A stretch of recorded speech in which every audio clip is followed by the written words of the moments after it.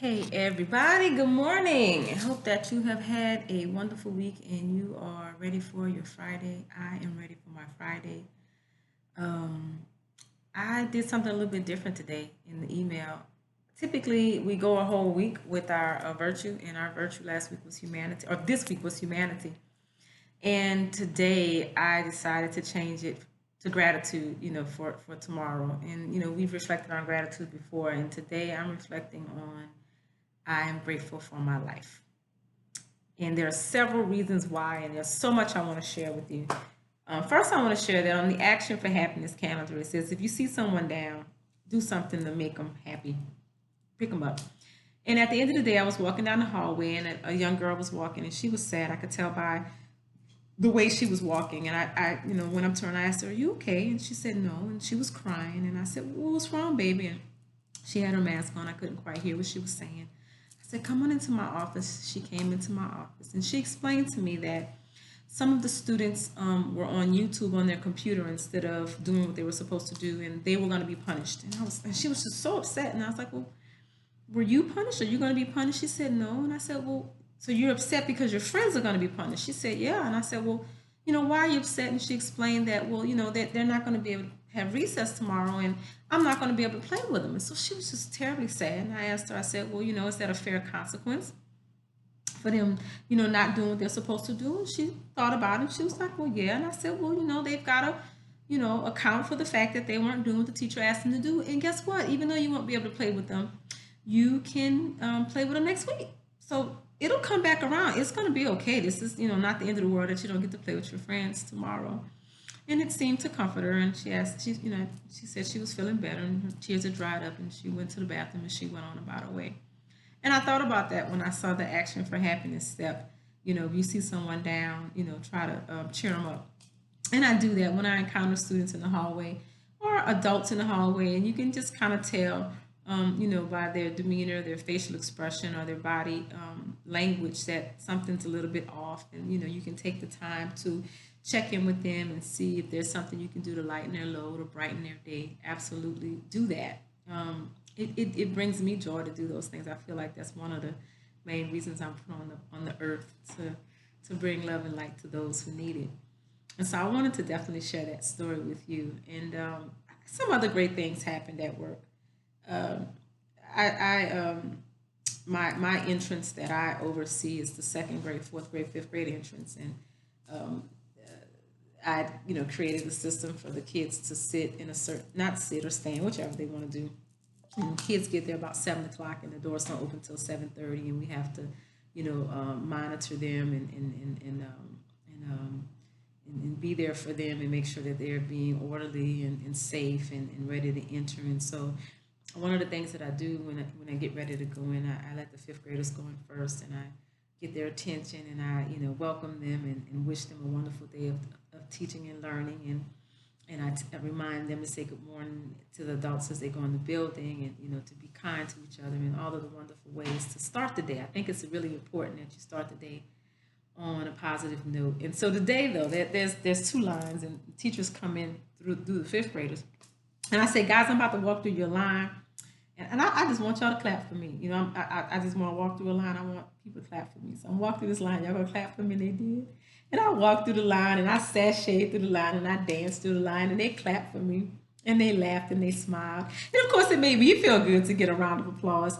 But the other thing is that I noticed that it made them feel good to do that. It feels really good when you get to celebrate people. So again, they're a little tired, they're a little listless, and they can kind of put that aside and just, engage in being happy for people and making people happy. And so that's a wonderful thing to do.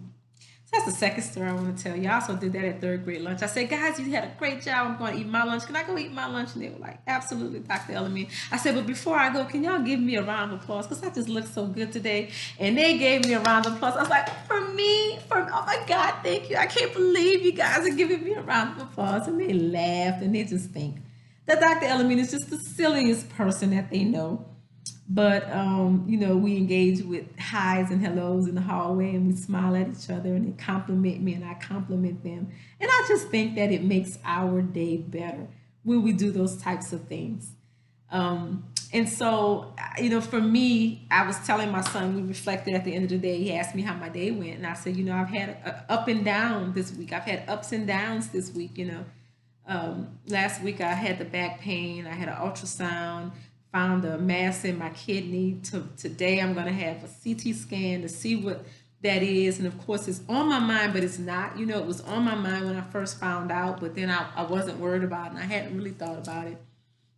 But I've had ups and downs this week. Some days I was joyful and ready to go, and other days I just was overcome with grief and emotion and sadness. And and I just thought to myself, man, I gotta beat this funk. I gotta get out of this fog. I'm in a fog. I'm in a fog of funk, a funky fog. And today, and yesterday, I listened to gospel music on the way to work. I choose different songs, different moods, and today I needed to listen to some gospel because it soothes and comforts me. And the song that I chose was "Praise Him in Advance," and it was my effort, my intention to be grateful for whatever is gonna come, to be grateful for what I have today, for the opportunities that I have to love and be loved. That's really what it's all about. So I was grateful for the opportunity to love and be loved, and I'm going to be praiseful and grateful and thankful for the life that I have. And I mean, man, I tell you, it really did transform, and lots of great songs came out of it. And I shared one of the great songs with you all in an email today. And I told Lincoln that, you know, that's what choosing joy is all about. It is when I decide I'm going to make the best of it. And I don't mean make the best of it like, turn my lemons into lemonade. No, like I'm going to get out there and be who I am and enjoy life and be the light that I have dedicated myself to being. And so I started my day with my fifth graders and them clapping for me, and joshing around with my third graders and celebrating those classes that had improved their lines throughout the week, and pulling that young lady in and talking to her when she was feeling down. And those are the things that bring me joy. Those are the things that bring me joy. And that's what you do. You want to feel joy? Do the things that bring you joy. That's what choosing joy is all about. So I hope that you're doing that. I hope that you're reading the cards. I hope that you're getting the messages. I hope that you're listening to the songs. I hope that you're engaging in all of the activities and juices and the smoothies and all of the wonderful things that the Choose Joy email brings, and just enjoying life. Because, guys, no matter how long you live, we'll always feel like it was never enough, that we didn't quite have as much time to do all the things that we wanted to do. So, live every day to the fullest.